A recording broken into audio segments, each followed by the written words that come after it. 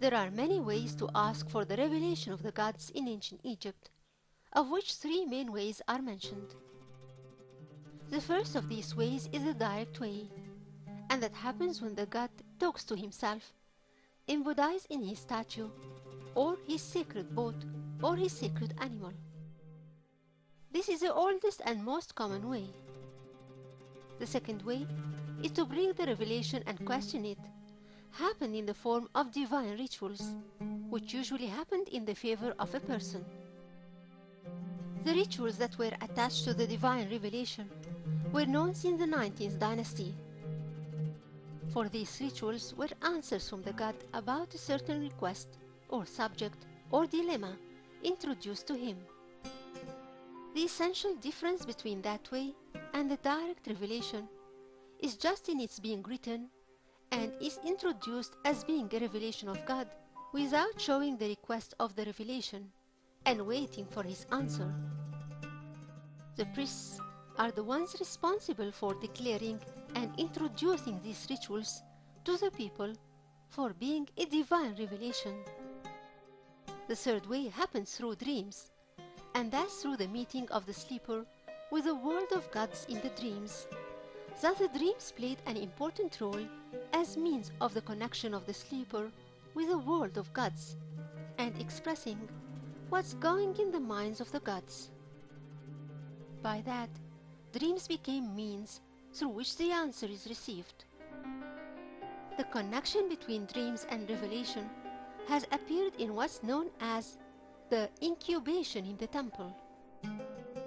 The direct divine revelation was the most important way used in revelations.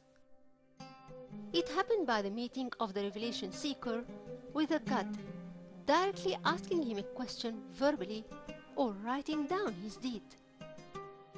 The god transfigurated in such sittings, either in his sacred bark, which appeared in the parades of festivals, holding his statue within, or by talking to the statue of the god that's placed in the temple and hearing his answers. It's noticed that the job of the priest Hem, Neter, Wahemu goes back to the beginning of the 18th dynasty, and that's with the beginning of the appearance of the revelation.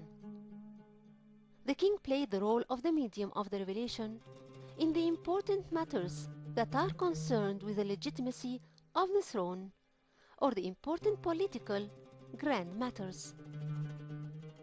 In case of the common status of the simple people, like the workers of Deir el-Madina in Luxor, the one who was appointed with the role of the medium here is a priest of a small job rank. The priest who was responsible for declaring the verdict of the divine revelation played a special part during the revelation procedure, during the parades of the festivals. For he was responsible for the method of telling the reply of the god in the matters of revelation during his parade, and that happened through talking in the place of the god, as if the god is the one who inspired him of that, or through giving certain signals to the priests who carry the boat of the god to make movements according to that signal that carries the reply of the god, either by acceptance or denial. That priest usually stood in the middle position in front of the parade of the god in a way that gave him a chance to do his role and nod to the priests who carry the boat. The scribe of the divine revelation is the one who is responsible of recording and writing down all what comes of a revelation from the god. Through what's kept in history of examples of the texts of revelation, we notice that there used to be certain formula that the priest used in questioning the revelation with. The scribe and the witnesses used to sign it. Each single priest was bound to use that form, and the contents varied from one answer seeker to another.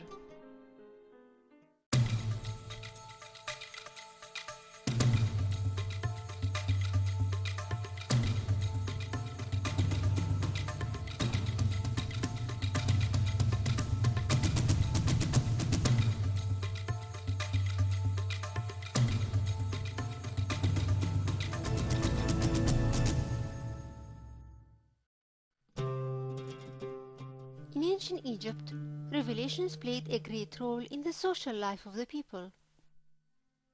The request of the one who asks for the revelation was presented to the god verbally or written in brief or in details, depending on several reasons, at the front of which the time that's permitted for the one who asks for revelation to talk to the god one-on-one. The ancient Egyptian was always certain that the god knows all the details of his complaint, but he never had the chance to tell it. Thus he becomes very assured towards the judgment of the god and his decision in his request. Then he waits to get a reply from the god as an answer to the revelation in the form of a picture or a sound or a signal. The operation of calling the revelation of the god by the king and the high priests has been subjected to a form of the protocol forms and the manners of speech in a way more formal that happened through many steps that are complicated, and through these rituals the god is pulled in and is praised. For the one who asks for the revelation is someone who is close to the god, and the form that precedes asking for the revelation usually has an impact on the decision of the god to be positive. Among the ways of calling the revelation is talking or addressing the god verbally. That requires a physical presence in front of the god. Many words and actions were mentioned that express the presence of the revelation seeker in front of the god to present his problem or complaint. There are words that point to that in general. It's difficult to put an exact translation to some of these words, for we find this text saying, "The great priest of Amun-Ra arrived in front of the great god," or "The priest Amun-Nacht stood in front of the god." Asking for the revelation in ancient Egypt required a direct talk to the god. Among the forms used in that addressing is a form of embah, which means in front of or near to. That form is repeated a lot to mean the presence of the high priest in front of the god in particular. That formula is used to confirm the confrontation between the god and the means of the revelation, and so are some verbs like seper and semi and aha. They are verbs that point in their meanings to being present in front of the god. The verb wahm is one of the verbs that are connected with the revelation and holds more than one meaning, for it means the repetition of saying the request to the god, like in the text that says, "Then the great priest of Amun-Ra comes, and the king of gods, Pi Najem, the honest voice, came too, in front of this great god." The second meaning means to talk with respect in front of the god. Thus, it's used in the special cases in which there is a connection between the king and the high priest with the god, in addition to words and actions that were used or proved in one way or another within the text to tell about the revelation condition. The other way to call for the revelation is by writing, and that's when there was an attempt to ask for the revelation in writing, in case there was no way of asking for the revelation verbally. The two ways could be used together, and this happened by putting the two documents in front of the god, for two documents were placed on both sides of the road through which the god passed during the parade, or in front of or behind the god. The operation of making the revelation act happens, in that case, is by the choice between the two documents through a movement that the god makes by means of the priest who carry his sacred bark.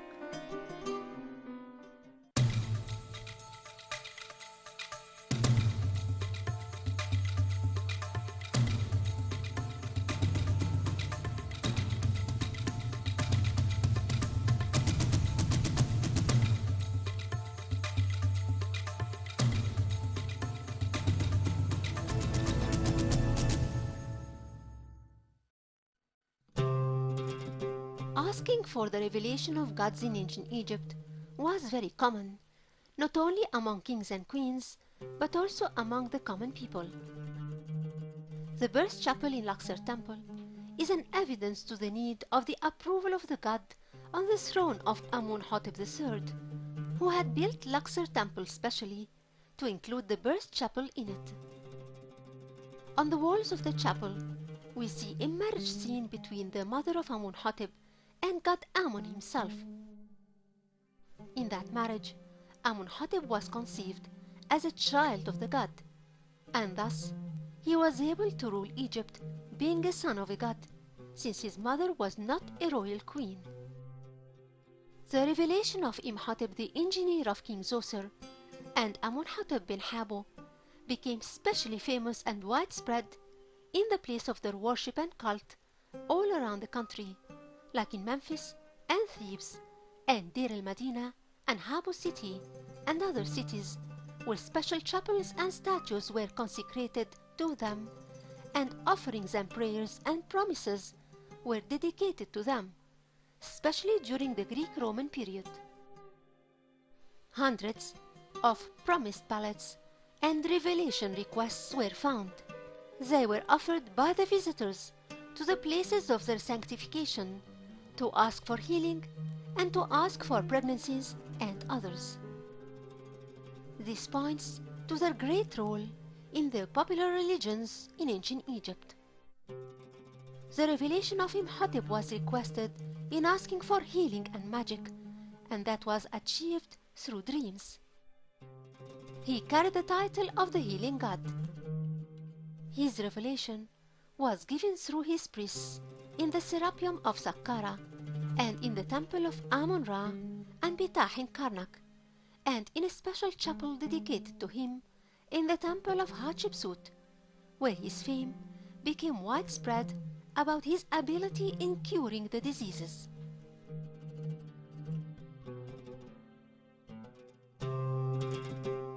God Amun-Ra comes at the front line of the gods who are connected with the revelation, for the widespread of his revelation on a big scale in and out of the boundaries of Egypt. God Amun has some advantages and characteristics that are connected with the revelation, like Amun-Ra, the Lord of the Throne of the two lands, Amun-Neb-Nesut-Tawi, and Amun-Ra, Amun-Ra-Nesu-Neteru.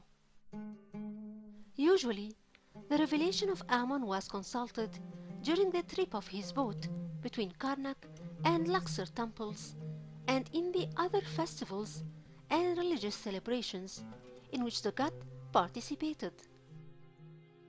That happened under the name Amun-Ra, the king of the gods, the great oldest god, older than the beginning of creation. In a lament from the time of King Taharka, we find a confirmation of the connection of that name that's concerned with the revelation of Amun-Ra. For the lament says, "The owner of the revelation, who prophesies the future before it exists, is older than the beginning of creation." The revelation of Amun-Ra in Thebes is connected with the political and official matters more than others. Maybe that is due to the position of Amun-Ra as being a formal god of the country. In spite of that, the common people had resorted to the revelation of Amun-Ra in many cases, especially in the images of the local cult of Amun-Ra in the cities and villages. For the texts point to the existence of many images and figures of the cult of Amun. And in those images, Amun's name came, coinciding with the name of the village or the area. Amun has also participated in issuing the decisions of the revelation in Thebes with some other gods and deities, in front of whom are Khonsu and Mut.